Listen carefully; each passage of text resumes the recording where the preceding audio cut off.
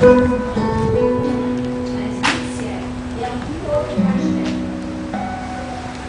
todas essas obras que você encontrou representam a literatura do José de Alencar.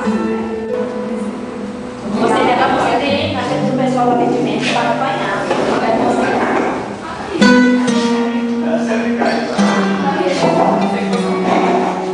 Se achar, ela não tem ninguém que vai perder, ela quer bater, fazer o que gosta. Ela vai para ela foi inaugurada em 1965. Foi. Todo o prédio. Então, Ele começou, a construção dele começou em 1964, né? Aí foi em 65 foi a inauguração dele, do prédio. Sempre vinculado ao UFC. O Branco foi quem comprou isso aqui. Aí doou para Itália, França e de diversos estados brasileiros. Aqui ela fez uma pequena parcela desta coleção, né, para a visitação.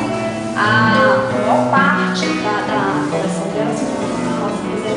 Temos as ruínas do Meridiano Vapor do Ceará. Nós temos a Pinacoteca Floriano Teixeira. E tem um centro de treinamento também, né? Além de cursos da universidade, várias instituições promovem cursos, eventos. Aqui funciona permanentemente o curso de música, né? Enquanto não é construído o ICA. Quando for construído o ICA, eles vão para o ICA e acho que é no PC, né? Construído o ICA. Vai continuar com essas salas para serem usadas para treinamento. Do outro lado, onde ele estiver fosse o ICA, não dava para ver muito essa parte aqui, ia ficar separado, né? Ia ser construído. Mas aí teve aí um problema por causa do IFAM, que o IFAM não autorizou. Então, a Rita concordava porque ia ser bom por causa que aumentava o movimento, né? Aqui, mais pessoas e tudo. Mas em compensação ia destruir o cadeado.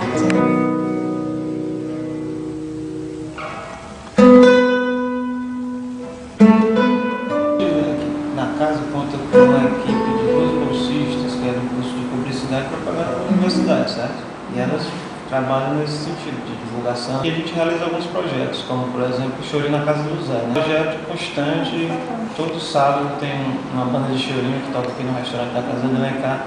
É um projeto apoiado pelo PNB, de colégio vem muito. Visitação constante de colégios aqui para conhecer a casa, né?